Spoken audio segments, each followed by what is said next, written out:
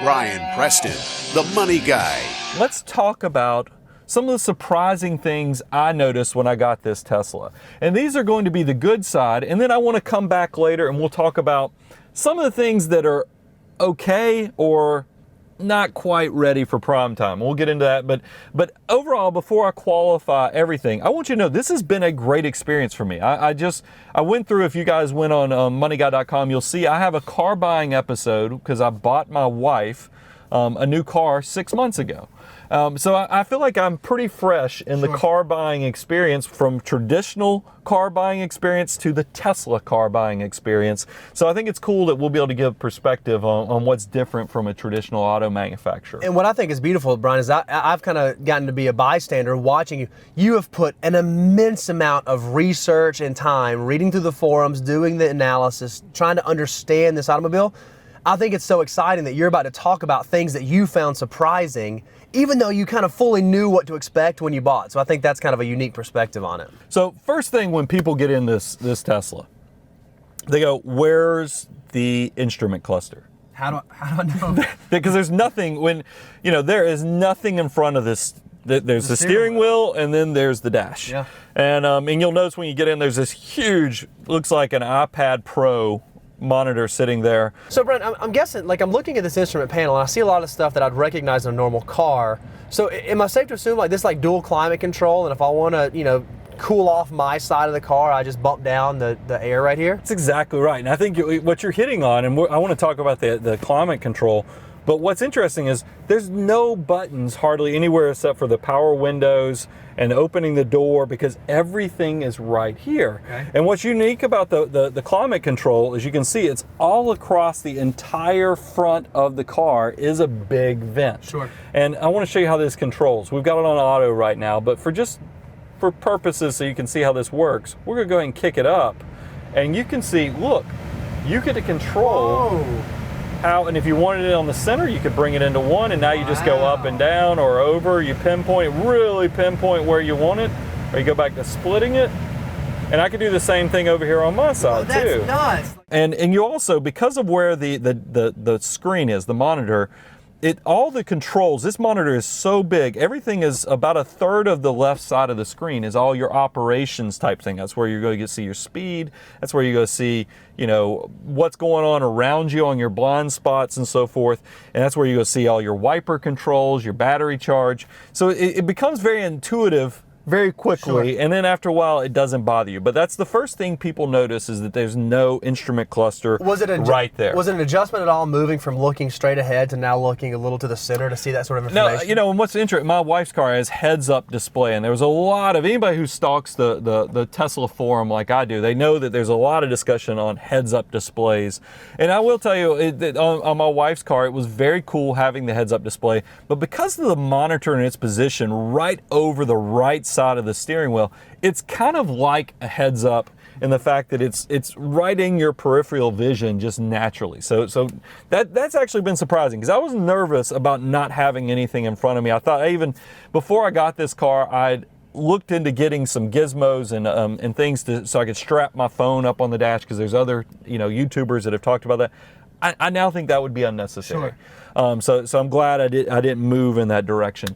The next biggest thing, and this scared me in the beginning, but I got to tell you now, after driving it for a few weeks, I am so disappointed when I drive my wife's car that it doesn't have this, is regenerative braking.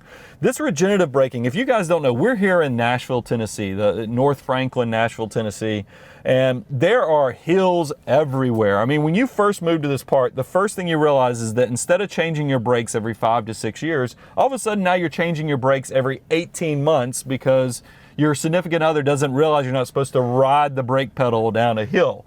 So this what a car, subtle little sick burn right there. She doesn't watch the show, so it'll be okay. But what's interesting is that this car does the braking with the engine. I mean, and it's recharging the battery, hence the name regenerative braking. But notice how we're going downhill. Look how the regenerative braking, I'm not touching the brake pedal at all. The light's not on. This is just all, my foot is off the gas, but you can see the brake is slow, the regenerative braking. And I noticed we're not accelerating at all. It's keeping us at. Now, I should say, see how the light's blue? Yeah. I'm gonna hit the brake briefly, because now you can really feel the brake, because that had it, the smart cruise was engaged. Right. But I'll let it, even when I have my foot on the gas. So you can see we're in the gas a little bit, but then I'll just take it off. Regenerative braking is doing all the work for us.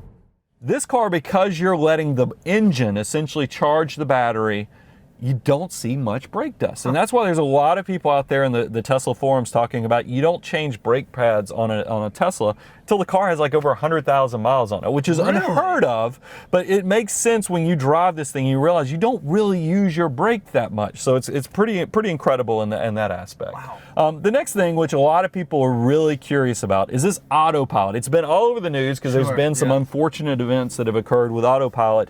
And I think I have a unique perspective because, like I said, I just bought a brand new 2018 Audi for my wife, and it has its own driver assistance package, which keeps you in the lanes, does the smart braking, smart braking for cruise control, the lane assist.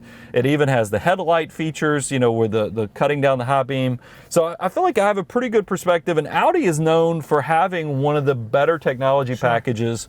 So having a comparison between them and Tesla is very helpful. And I got to tell you, and I don't say this lightly, the Tesla autopilot feature is head and shoulders above what I have in my wife's Audi. Now I know a lot of people are going to say, well, there's an A8 version that's supposedly that's the big sedan that Audi has that will drive itself. It has a little bit more functionality. But I think that my wife's car still represents where Audi's at with their mass of cars that they've sent out there. And what this thing does differently is that the Audi, when I'm driving it and it doesn't like the lines, because maybe the lines aren't that good in the road, it just bails on you. It just is like ding ding and then gone. I'm out. It just kind of taps out really quick. The Tesla, what's interesting about Tesla is that it not only is using the cameras, but it's also using the cars in front of you and making some assumptions. And so it doesn't just give up if the lines in the road aren't perfect. And that's what I've found really helpful, is that this thing actually does a pretty good job. Now I tell you with a disclaimer is that I watch this thing like a hawk. I think anybody who thinks the term autopilot means that you truly can let the car just drive itself, it might be a little ambitious, but this is a pretty sharp curve. Yeah. This one scares me a little bit. Look at that. Oh my goodness, now I'm getting nervous. Did you see that? Wow, It did that was though. an S. Oh, wow. It just hit a full S at 45 miles an hour. That one scared me a little bit. That's us being nervous. See how it's turning blue. Wow. We grab it. Whew. That was a little dicey. This one this is another curve with a car. Oh, and he crossed our lines. Oh my goodness. Okay, I'm taking over. Yeah, we're still a ways away from the full autonomy of the car, dropping you off at work and then going and picking you up at Starbucks and then getting its, maintenance package done. We're not there.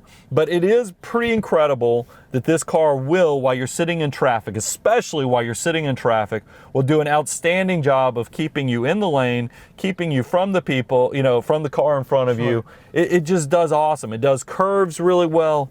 Truly impressed with how the autopilot feature works. The buying experience was unique. Like I said, coming from buying an Audi just 6 months ago and now buying a Tesla, and I had a great Audi experience. I don't want anybody to take anything away from, because y'all heard me talk about it in my show on car purchasing. And if you haven't listened to that, if you're thinking about buying a new car, go check out our tips on how to buy a new car, because we can make the experience better for you for sure. For sure, because so moneyguy.com, but here's where Tesla's different. The majority of the experience was all on the internet.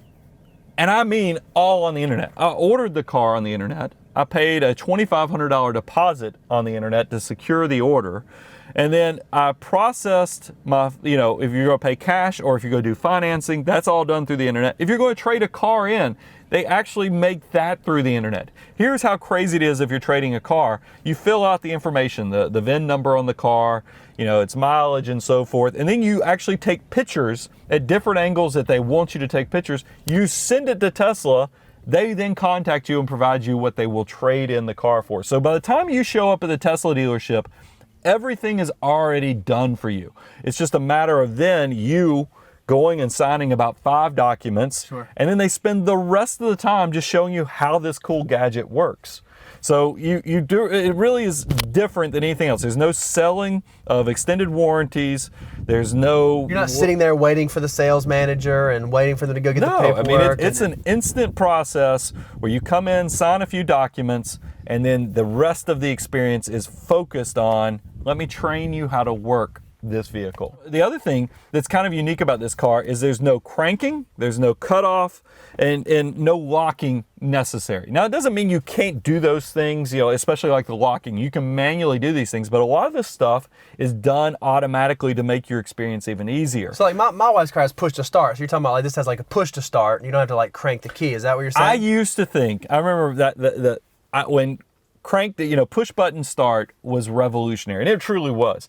But this car is the next level, because what you do when you get in the car, you hit the brake pedal, that kind of wakes it up. You then on the stalk press either up for reverse, down for drive, you're rolling. That's it. I mean, it is that simple. And then when you get to where you're going, you press this, there's a button on the stalk that you press in, that's park. There's not actually putting anything into park, you just press the button for park, and then you physically get out of the car, it locks itself, you walk away. Wow.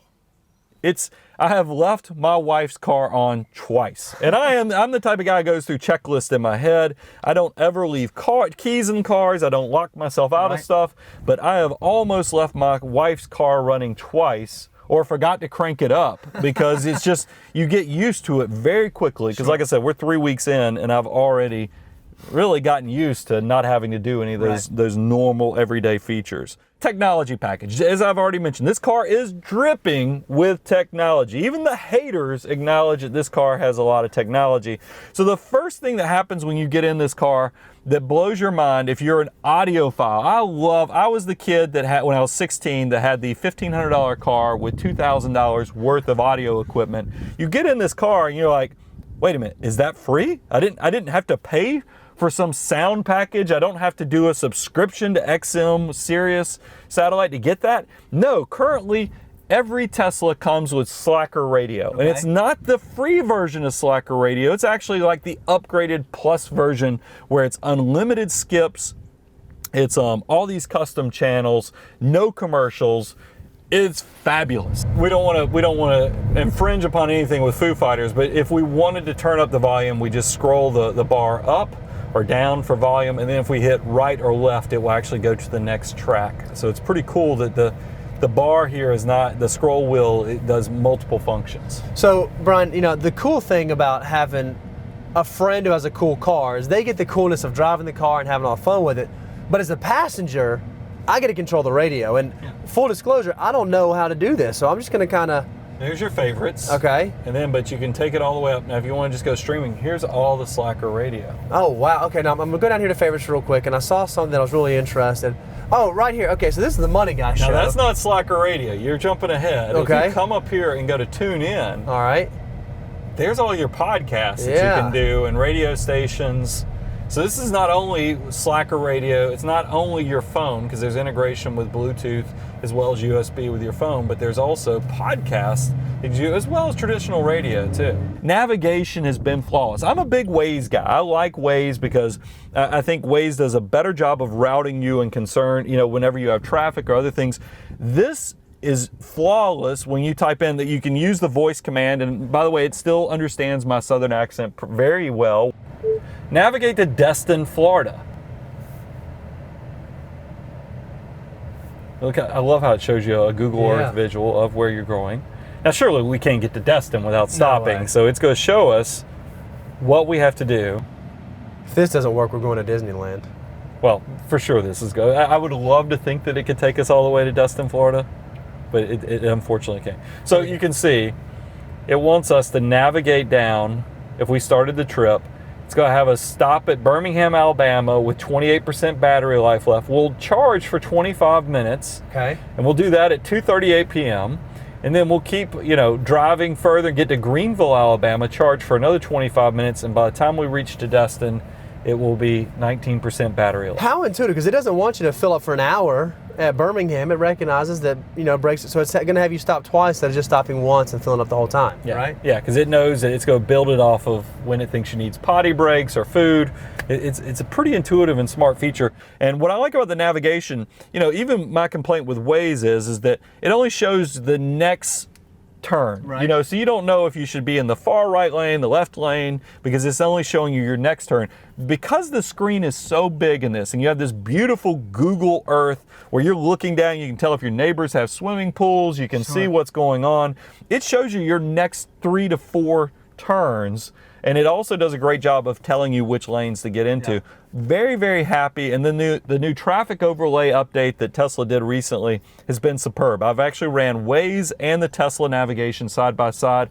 They were pretty close to being spot on with each other. The only thing you don't get with the Tesla navigation is that the Waze does is you don't get to report the potholes, you don't get to report the police officers, the car, some of that safety stuff. I would love to see that functionality added, but at a minimum, because it's integrated into the car, this is actually a navigation system I think you'll actually use. Whereas even my wife's brand new Audi, I don't use the navigation in it because I'll be honest, it's kind of clunky. Yeah. It's hard to get the address into it, and then it's Waze is superior to it. Sure. And so I think that this is actually something that I will continue to use, and that's a compliment to the navigation system.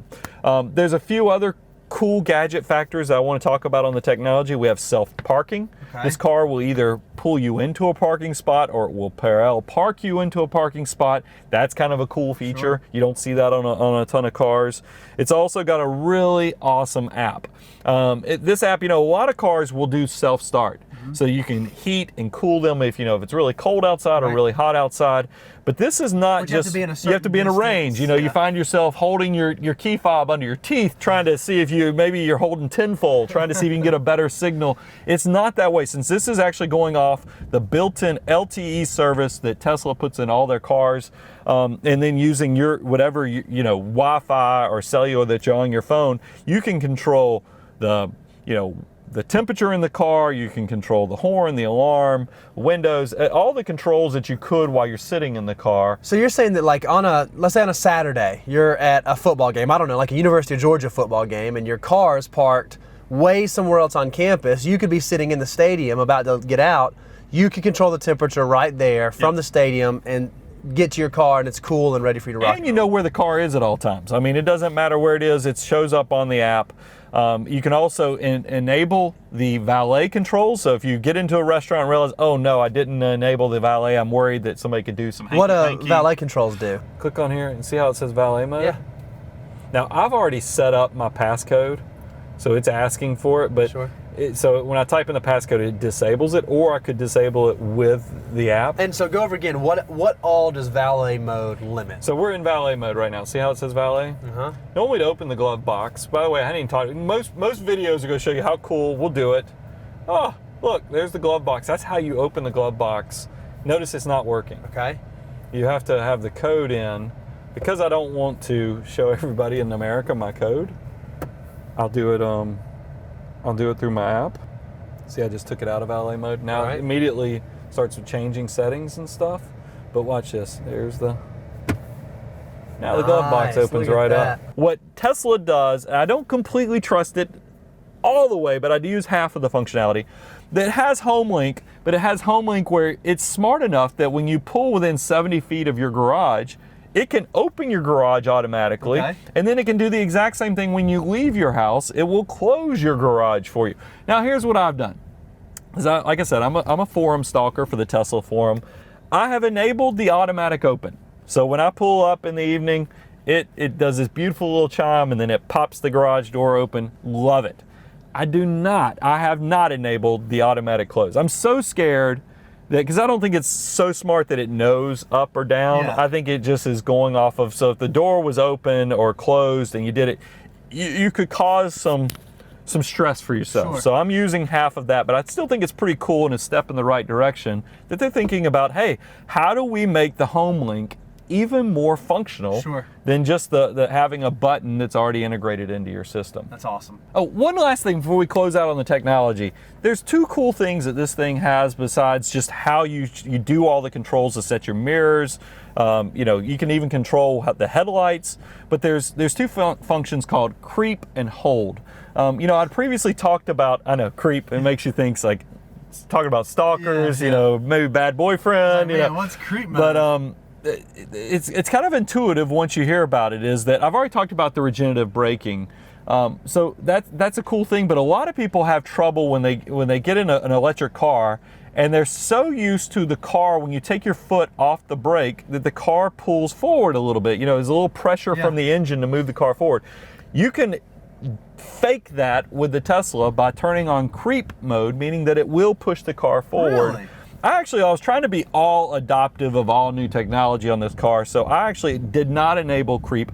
I ended up having to come back and enable it because the problem I was having, because we are so hilly around here, with creep on, when you take your foot off the brake, it will roll back. And that kind of gave me some pause, so I enabled creep, but I thought that was really cool that they've tried to make the experience of an electric car where if you can't get away from some traditional things you're used to, they've essentially faked it for you. Sure. So that's cool. And then there's also a hold feature on the braking system, meaning that if you're at a stoplight or on the side of a hill, you just push a little harder on your brake pedal and it puts it in hold. You'll see it all very clearly on the display. And then when you either hit the gas, it just automatically disengages and takes you forward. So it's just these are some of the cool factors that Tesla is integrated into the technology just to make your driving experience a little bit better. So a lot of you are probably watching and you're like, okay, but here's the problem with your electric car. There's not a gas station that you can go to. Or maybe I live in a part of the country where, it's not like super convenient. I got a supercharger at the local Whole Foods. There's a lot of people, and this is the part where I think we're all going to have to think about this, is there's a lot of what they call range anxiety, that people are worried you're going to get an electric car, you're going to get to where you can't charge it, and you get stuck. And so I want to challenge you on a few things. First off, this car for me has been incredible in the fact that I have a charger in my house, and we'll talk about I originally, when I built the house, I was fortunate enough that I put a NEMA 1450. Looks like a dryer plug. Yeah, it looks like a dryer plug. Well, it looks like a dryer plug. Like what you plug your dryer in your house in. I had one of those put in the garage because I kind of had a clue that I might do an electric car someday, and that's been great because I can charge the car from the house. So every morning when I get in the car, it's like having a filled up tank of gas. So is that gonna make your electric bill go through the roof? No, I'm gonna get into the economics in a minute, but it does make it nice from convenience the fact that every morning when I get in the car, so there's never a fill up moment. So then a lot of people, because when I talk about this, they go, man, it's great around town, but if you ever want to go on a trip, you gotta take the Wise car, surely. You're stuck because you're going to spend a lot more time on the trip having to go buy a supercharger, finding us. By the way, if you don't know superchargers, because I'm assuming we have a lot of listeners that probably aren't Tesla people. Tesla's doing something pretty unique in the fact that they're creating their own supercharger network. So in terms, it's like their own network of gas stations. Sure. For all the electric cars that they have. So I think a lot of people that are concerned about range anxiety, there is a counterpoint though. I know when I have to go get gas for my wife every week, because it's kind of a courtesy that I do in our relationship, it takes about 30 minutes because I'm a tightwad and I go out to Costco because their gas is 60 cents cheaper a gallon than everybody else around here. It is easily that 30 minutes. Sure. So you think about every week I'm spending 30 minutes taking my wife's car to fill up. There's an argument to be made. $2 a month, right? Yeah, I mean, there's an argument to be made that extra time that you'd have to do on a trip to do 20 minutes or 30 minutes at the supercharger, that it's okay because I made that back up throughout the year. Living, yeah. So, and a lot of people, if you're curious, a supercharger will add about 170 miles in 30 minutes. I don't even know where the gas lid is. See wow, how smart yeah. and new. We plug it in. Now you have a little green Tesla logo here. Because it's green, that means it's getting charged. Right. Now it's kind of reading. Supercharger is talking to the Tesla. When it starts taking, and realize the car is pretty full right now, it will start showing, it'll show you how fast it's actually sucking So down I the didn't electricity. see you swipe a credit card or anything like that. These things are smart. They know each other. I mean, so Model 3s are not free like the Model S's and X's are, but it's keeping a running tab that I, can pay through the Tesla okay, Direct. so when you fill up your car, you're running a tab right now. Yeah, I'm running a tab. It's really cheap. I mean, I added a pretty good amount of distance last time I used one of these, and it cost me $2. Wow. So I had the NEMA 1450 in my garage, but I did go ahead because they had it in inventory the day I picked up. I put a full Tesla charger in my house. I'm happy to report that it actually did a 50% pickup. Just putting the 1450 in the house was 30 miles per hour charge rate. Okay. If you just had the NEMA 1450. Yeah. But if you add the Tesla charger, it takes you up to 45 miles Wow. per hour. So it charges pretty quickly. And once again, the app is so smart that after you plug it in at night, it tells you, hey, Trey's fully charged or Trey's charged. And by the way, you don't usually charge 100%. For today's recording, I took it all the way up to 100%, when the mileage is and range is about 314 miles. But daily, I take it up to about 250, or about 70 to 80% of the battery, because that's just better for the long-term battery. And I don't know if this technology has changed, Brian, but I know a lot of people, and I'm one of those people, I get nervous about leaving my phone charged up overnight because I hear if you overcharge it, then the battery life will start to die. If you're plugging in your car every night before you go to bed and letting it charge all night, are you not going to really decrease the life of your battery by leaving it charged, plugged in that whole time? Well, that's why this thing is so smart, is that it lets you tell how far and how much of the battery you want to charge. And that's why you can set it to 70, 80%. You can even set it if you live in a community that has lower electricity rates at night. Like I know Georgia has that feature.